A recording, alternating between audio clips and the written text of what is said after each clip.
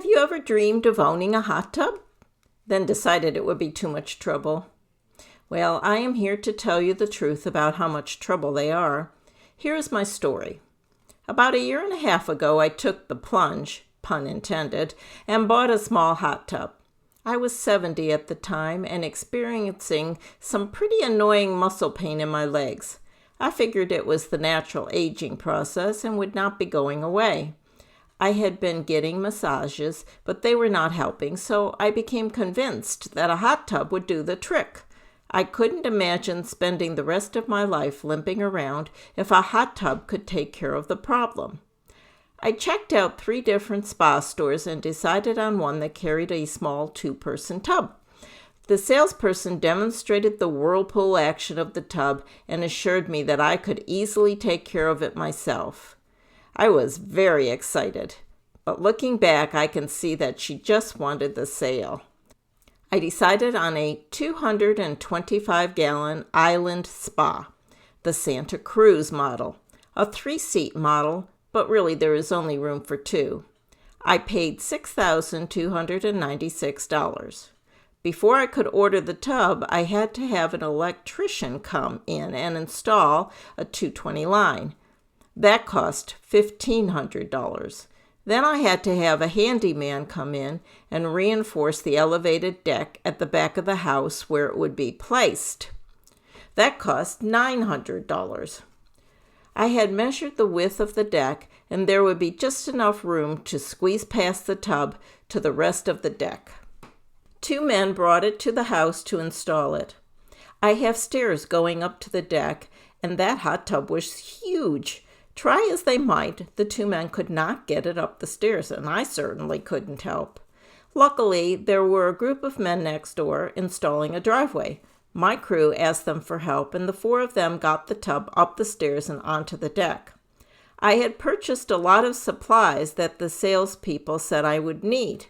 Chemicals for pH, alkalinity, hardness, plus chlorine shock and testing strips and 2 new backup filters. The chlorine and minerals were in a cassette that fits into the tub and is periodically exchanged for new ones.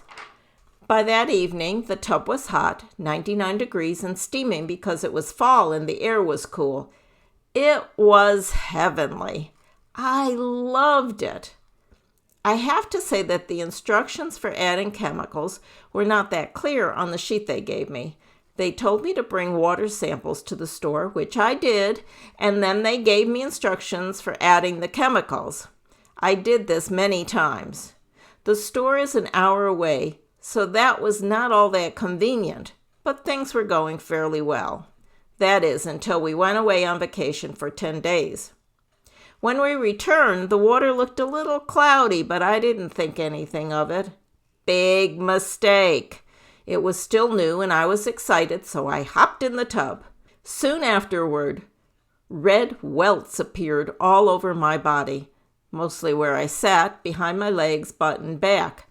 I did research and discovered either I was allergic to chlorine or I had bacterial folliculitis from contaminated water. Since I could not believe I had contaminated water, I was sure it was a chlorine allergy. Duh. The chlorine cassette was empty and had to be replaced, but I still thought it was an allergy. By this time I was so frustrated I called the store and got a referral for a hot tub maintenance man. He came to the house, I told him the story, and he agreed that it was probably the chlorine and I should switch to bromine. Fine, do whatever you have to so I can safely use the tub. This cost me $291. The monthly fee would be $75. I was willing to pay it to keep the water balanced and my skin clear. I hired him to come and check the tub monthly and replace the water every few months as needed. He showed up once more. After that, he stopped returning my calls. Every person in the store told me something different about balancing the chemicals as well as the spa men who came to my house, so I kept changing what I did. Meanwhile, I was using test strips to test and balance the water and just couldn't seem to balance it. I took a water sample to the store and complained. They gave me the name of 2 men who repair and clean tubs. The new guys came out and said bromine is too hard to balance and I should use chlorine. I told them about the possible allergy, and they said they didn't think the chlorine caused it. I told them to go ahead, and if I broke out in welts, they would just have to come back and put the bromine back in. That cost $184. There was nothing I could do about these expenses. I had the tub. I liked the tub. I couldn't send it back. I gingerly entered the tub full of chlorine and waited to see what would happen. Nothing happened.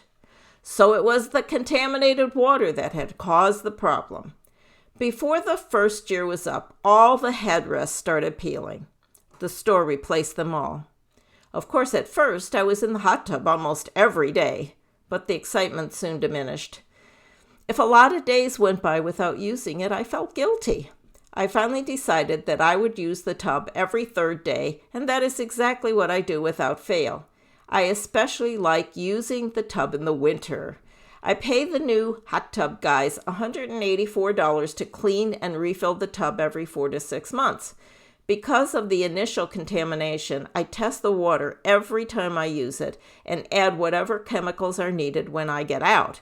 I now find it very easy to titrate the chemicals because I've been doing it for so long. But chemicals are expensive. I never even considered that before I bought the tub. Hundreds of dollars a year. So, is it worth it? First of all, it turned out that the muscle pain in my legs that instigated the hot tub purchase was not due to aging, but rather a side effect of the Fosamax I was taking for osteoporosis. If I had known what I was getting into, I never would have bought it. If I had known how much it was going to cost me, I would never have bought it. But I've been through the worst of the problems, I think, and I do enjoy it. Once I'm sitting in the tub, I feel like I am in heaven. The water testing and adding of chemicals has become easy. I am determined to keep using and enjoying that tub until I sell this house.